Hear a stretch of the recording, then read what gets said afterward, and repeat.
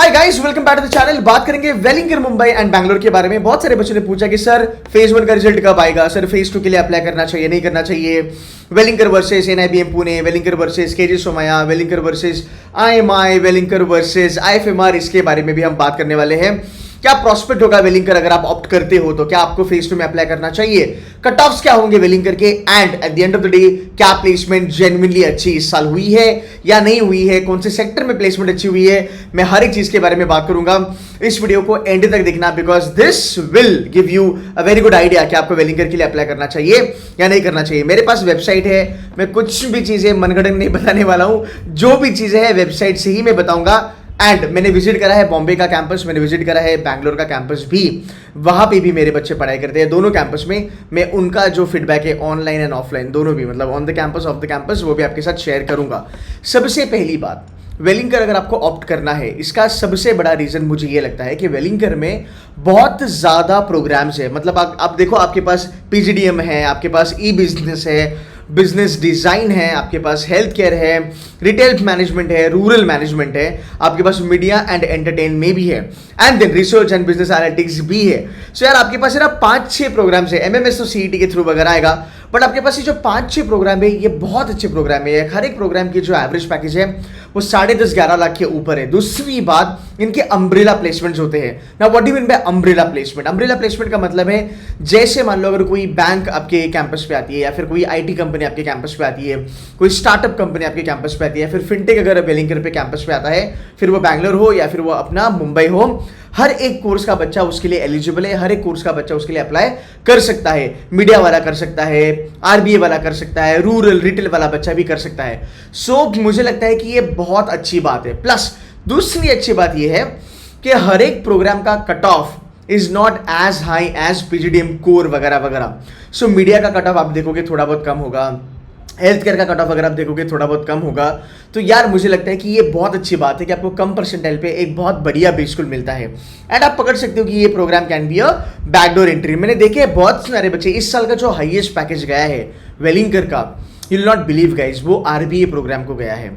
अब वो PGDM core को जाना चाहिए था वैसे देखा जाए तो, है ना, बिकॉज पीजीडीएम कोर के कट ऑफ भी बहुत ज्यादा है, उसके भाव भी बहुत ज्यादा है, उसकी डिमांड भी बहुत ज्यादा है। बट आरबीए में जो एक स्टूडेंट है उसने इस बार का हाईएस्ट पैकेज उठाया है। मे बी अगले साल बिजनेस डिजाइन का हो सकता है, मे बी ई बिजनेस का हो सकता है। सो ये एडवांटेज है, आपका जो पोटेंशियल है उस पोटेंशियल के अनुसार आपको प्लेसमेंट वहां पे मिलती है। बट एज अ मेंटर मैं कहूंगा प्लेसमेंट से बड़ी चीज होती है तुम्हारी अपॉर्चुनिटी। तुम भले बड़े बी स्कूल में चले जाओ, पर अगर वहां पे आपको अपॉर्चुनिटी नहीं मिल रही है, अगर आपको कहा जा रहा है कि भाई तुम्हारा प्रोग्राम एलिजिबल नहीं है बड़ी बड़ी कंपनीज के लिए, फिर तो क्या ही फायदा, है ना। सो मुझे लगता है फ्रॉम दैट पर्सपेक्टिव वेलिंगर ने एक बहुत अच्छा सेटअप अपना बनाया है, एंड वो उनको हर साल हेल्प कर ही रहा है बेसिकली। अब मैं बात करता हूँ स्कॉलरशिप्स के बारे में। देखो इसके बारे में आपको कॉलेज के साथ बात करना पड़ेगा, इन्फॉर्मेशन लेना पड़ेगा, but I see there is a scholarship called as silver lining, there is something called as Sanjay वाला, there is doctor Rinti Banerjee scholarship. इन स्कॉलरशिप के लिए अगर आप एलिजिबल हो तो आप अप्लाई कर सकते हो, आप एक बार वेलिंगर के साथ बात भी कर सकते हो।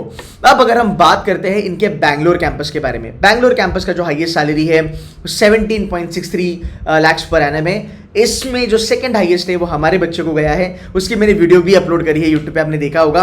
Average is round about 11 lakh, median is round about 11.5 lakh आप पकड़ सकते हो, या फिर 11.31 होगा मेरे ख्याल से। It's a decent number. मुझे लगता है बैंगलोर का फीस मुंबई से थोड़ा बहुत कम है। बाय द वे एक वीडियो मैंने 2 दिन पहले अपडेट करी है, जाके मेरे चैनल पे देख लेना। उस बच्चे ने वेलिंगर मुंबई छोड़ा और वेलिंगर बैंगलोर ज्वाइन किया बिकॉज वो टेक में जाना चाहता था। वो बंदा थोड़ा टेकी है, तो उसने कहा कि सर मैं टेक में जाना चाहता हूं, इसलिए मैं वहां पे गया।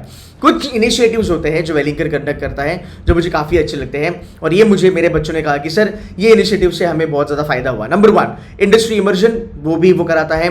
एक अच्छा चीज है GCL. GCL is basically global citizen leadership. You know ये बॉम्बे में भी होता है, ये बैंगलोर में भी होता है। इसमें क्या होता है कि जो कंपनीज होती है वो आपको रियल लाइफ प्रॉब्लम के साथ आपको डील करने का चांस देती है।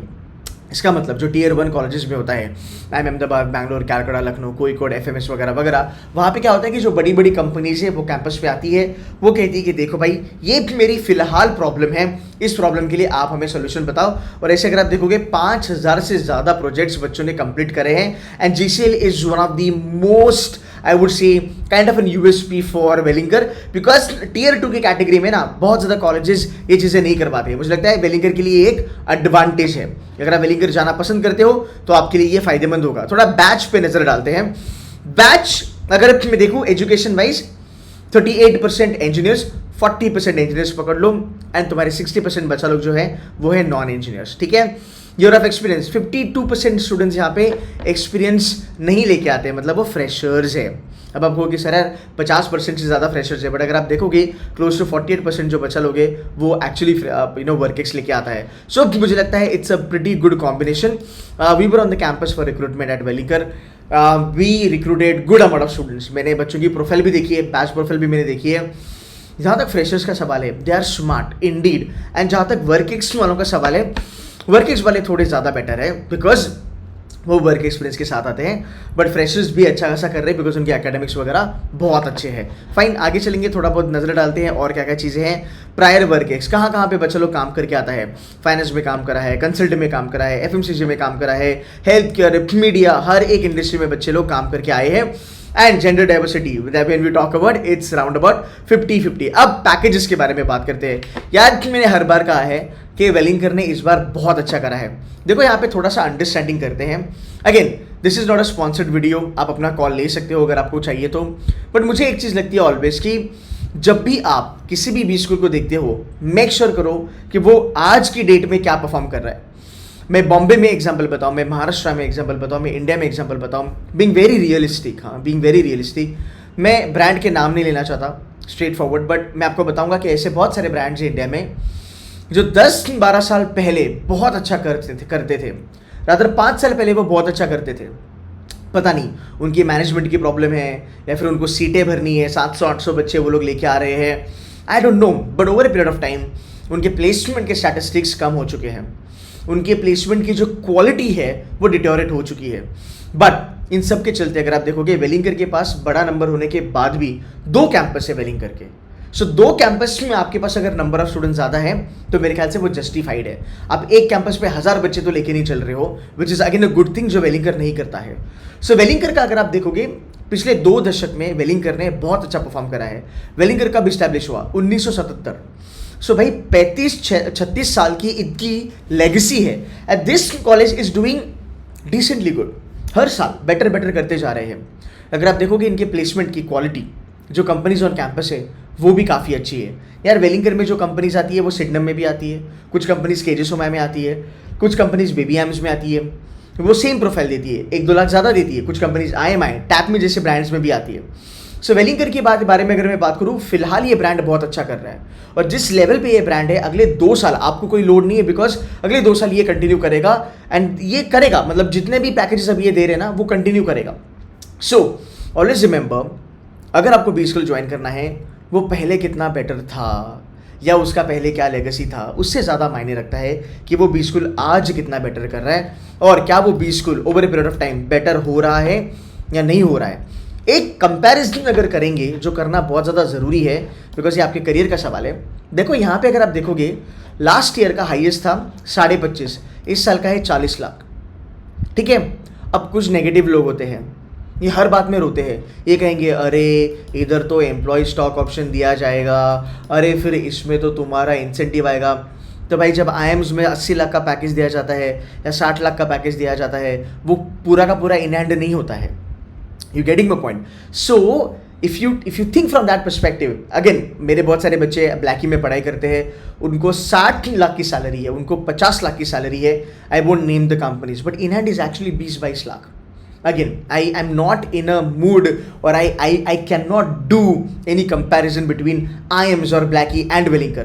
But ये सोचो, बिकॉज कुछ लोग होंगे जो नेगेटिव कहेंगे 40 लाख में तो यार पता नहीं कितना तुम्हारा इन हैंड आएगा। इस 40 लाख में इन हैंड तुम्हारा फिक्स 24 या 25 आएगा। अगेन मैं डिस्क्लोज नहीं करूंगा कंपनी का नाम, विच इज़ नॉट बैड। और ये मैं क्यों कह रहा हूँ, बिकॉज इस ब्रांड को मैंने बहुत सालों से ऑब्जर्व करा है। मेरे बहुत सारे बच्चे यहाँ पे पढ़ाई करते हैं, एंड मुझे ये क्यों अच्छा लगता है, बिकॉज मेरे बहुत सारे स्टूडेंट्स हैं जो महाराष्ट्र के, आप देखो यूपी बिहार या फिर दिल्ली के, साउथ इंडिया के एक स्मॉल टाउन से आते हैं और यहाँ पे आके बहुत बड़ा बड़ा पैकेज लेते हैं। आई रिमेंबर एक बच्चे को मैंने इंटरव्यू करा था, ही हेल्थ फ्रॉम संभाजी नगर, उसका इंटरव्यू है, मैं यहाँ पे कहीं पे तो आई बटन में लगा दूंगा। Is a Maharashtrian guy, he's got around about 18 lakhs का सैलरी, 19 lakhs का salary, that's a big number for him. You getting my point? So यहाँ पे लोगों के सपने पूरे हुए हैं, एंड इसलिए ना ऐसे जो भी ब्रांड्स है, ऐसे वेलिंकर टाइप के जो भी कॉलेजेस हैं, उनकी जब मैं वीडियो बनाता हूँ मैं दिल से इनके बारे में बात करता हूँ। अब मैं थोड़ा बहुत आपको और एक चीज़ बताऊंगा। देखो लास्ट ईयर 12 लाख का एवरेज था, इस बार टच कर रहा है 13 लाख के लिए। सो जितने भी बच्चे हैं, एक बच्चे को 40 लाख मिला है, किसी को 36 लाख मिला है, किसी को 25 मिला होगा, 27 मिला होगा, वो जो अपॉर्चुनिटी है वो भी मायने रखती है। ऑल्सो कंपनीज इतना बड़ा पैकेज उन्हीं कॉलेजेस में देती है जो कॉलेजेस की पीयर क्वालिटी अच्छी है, जो कॉलेजेस का पीयर ग्रुप स्टूडेंट क्वालिटी अच्छी है, जो कॉलेज बेटर एफर्ट्स मार रहा है और कंपनी को वो रिजल्ट दिखता है उनके बच्चों से, इसीलिए ये ग्रोथ होती है। अदरवाइज बॉम्बे में ऐसे बहुत सारे कॉलेजेस हैं जो पिछले बहुत सालों से है, जो बड़ा बड़ा ब्रांड हुआ करते थे, वो पिछले 10 साल से स्ट्रगल कर रहे हैं अपनी हाईएस्ट सैलरी को 30 लाख के ऊपर ले जाने के लिए। You getting my point? And there comes somebody like Welingkar who is doing really good. So उनको वो ड्यू क्रेडिट मिलना चाहिए। थोड़ा बहुत और देखते हैं रिक्रूटर लिस्ट वगैरह। 262 कंपनीज ऑन द कैंपस, बहुत बड़ी बात है। हाँ, प्रोफाइल क्या क्या ऑफर करी है?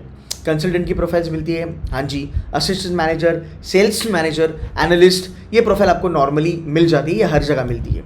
Fine. Range of sector, IT में अगर आप बोलेंगे भाई कोडिंग वाली जॉब है क्या, नहीं, आईटी में आपको कंसल्टिंग वाली जॉब मिलती है। एमबीए फाइनेंस का बच्चा आईटी में जाता है, एमबीए एचआर का बच्चा आईटी में जाता है। एचआर के बारे में बात करूँ, आई इंटरव्यूड स्टूडेंट, अगेन उसका एक आई बटन में यहाँ पे मैं वीडियो दे दूंगा, या फिर towards the end of the video आपको वो मिल जाएगा।